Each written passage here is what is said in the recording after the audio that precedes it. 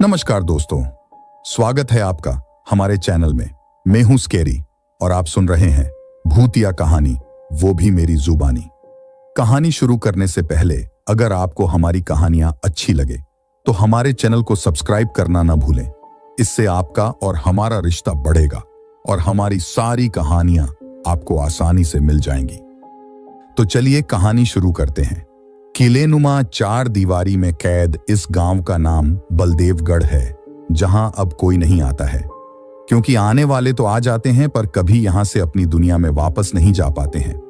कहते हैं कुछ साल पहले पास के गांव में एक आदमी बलदेवगढ़ के केंद्र में बसे राजा बलदेव की हवेली तक पहुंच गया था और वापस निकलकर अपने घर भी आ गया।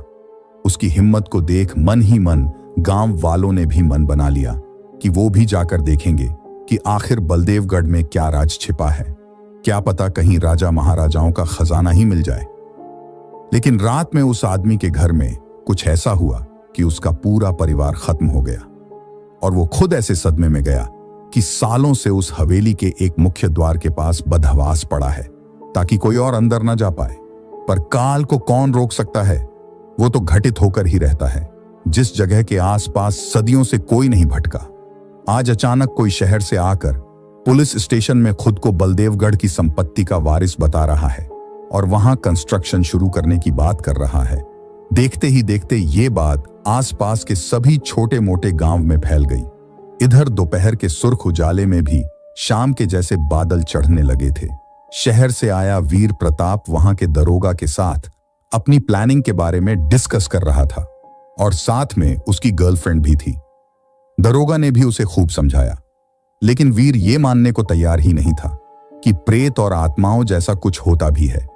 उसने दरोगा को आड़े हाथ लेते हुए कहा, देखिए दरोगा जी, ये भूत प्रेत जैसी बातें तो आप कोर्ट में भी साबित नहीं कर पाएंगे, इसलिए बकवास की बात तो कीजिए मत। और मैंने सुना है कि आप रिटायर होने वाले हैं और आज भी उसी सरकारी क्वार्टर की टपकती छत के नीचे ही रहते हैं। लगे हाथ आपके लिए भी एक डुप्लेक्स बनवा दूं तो कैसा रहेगा? दरोगा एक पैनी मुस्कान के साथ हामी भर देता है, जिस पर वीर अपनी कुर्सी से उठते हुए कहता है, तो तैयार है आप? बस इस बात का ख्याल रखिएगा कि काम एक बार शुरू होने के बाद रुकना नहीं चाहिए। वीर और दारोगा अपनी बातें कर ही रहे थे, तभी एक हवलदार बाहर से दौड़ता हुआ अंदर आया और घबराते हुए बोला, साहब गजब हो गया, गांव वाले इधर पुलिस स्टेशन की तरफ ही आ रहे हैं। लगता है उन्हें यह बात पता चल गई है। ये सुनते ही दरोगा के माथे पर पसीना चमकने लगता है और वो कहता है, सर आप यहीं बैठिए, हम लोगों को समझा कर आते हैं। पर वीर उसकी बात कहां मानने वाला था। उसने कहा, गांव वाले चाहते क्या हैं? बाहर पहुंचते ही वो नजारा जो सामने था उसे देखते हुए एक पल को दरोगा भी चक्कर खा जाता है। सामने सैकड़ों की संख्या में गांव वाले मौजूद थे और सभी के हाथ में मशाल देखकर ऐसा लग रहा था जैसे सबके सिर पर खून सवार है। इससे पहले कि दरोगा कुछ कहता और करता, तभी वीर आगे बढ़ते हुए बोलता है, गांव वालों, मैं हूं वीर प्रताप सिंह, बलदेवगढ़ का मौजूदा वारिस। अगर आज डेमोक्रेसी ना होती तो मैं आप सभी का राजा होता और यकीन मानिए एक अच्छा राजा होता।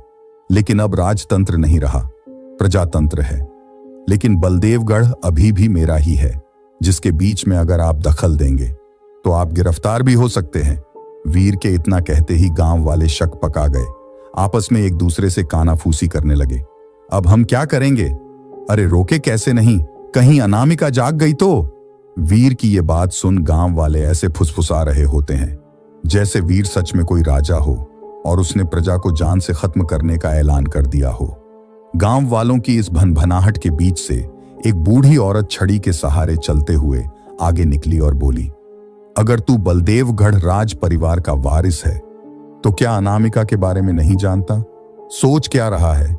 वही राजकुमारी अनामिका, जिसके कहर से तेरा खानदान राजा से रंक बन गया। बात आज से 150 साल पहले की है, जहां बलदेव प्रताप सिंह यहां का राजा हुआ करता था। उनकी 2 संतानें थीं, पर अलग अलग रानियों से, राजकुमारी अनामिका और राजकुमार भैरव। भैरव शास्त्र से लेकर शस्त्र हर कला में माहिर था, तो राजकुमारी अनामिका सुंदरता के साथ साथ हर विद्या में भैरव से एक कदम आगे थी। इसीलिए आगे चलकर महाराज बलदेव ने राज्य की बागडोर राजकुमारी अनामिका के हाथों में देने का तय किया था। पर भैरव ये बर्दाश्त नहीं कर पाया और उसने राजकुमारी के साथ साथ महाराज बलदेव को भी खत्म कर दिया और खुद महाराज बन बैठा।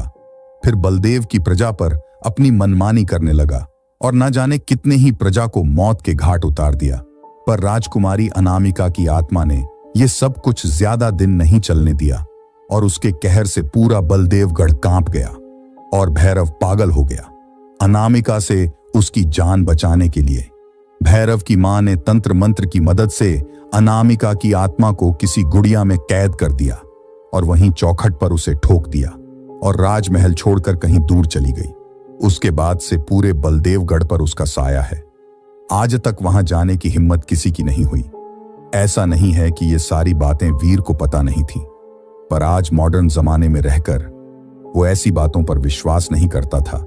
इसलिए पुलिस स्टेशन के बाहर गांव वालों के सामने खड़ा वीर उस बुढ़िया से कहता है, दादी अम्मा, अच्छे से जानता हूं अनामिका की कहानी। ये सब कहने सुनने की बातें हैं, भूत, पिशाच और विक्रम बेताल। मुझे तो लगता है आप लोग मेरी संपत्ति पर कब्जा करना चाहते हैं। इस बात पर दरोगा चापलूसी करते हुए कहता है, इसके लिए मैं आप सबको गिरफ्तार भी कर सकता हूं। इस पर बुढ़िया ने जवाब दिया, चलो सब वापस अपने अपने घरों में बंद हो जाओ, मरने दो इसे। विनाश काले विपरीत बुद्धि। उनके जाते ही वीर अपनी गर्लफ्रेंड और इंस्पेक्टर के साथ बलदेवगढ़ किले की तरफ निकल जाता है।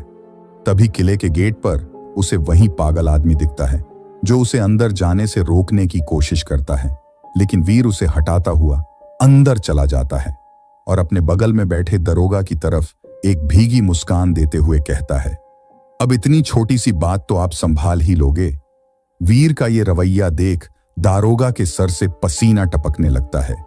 वीर की गाड़ी जैसे ही किले के अंदर जाती है, वो बड़ा दरवाजा अपने आप बंद हो जाता है और फिर उसके बाद वो कभी वापस बाहर नहीं आया।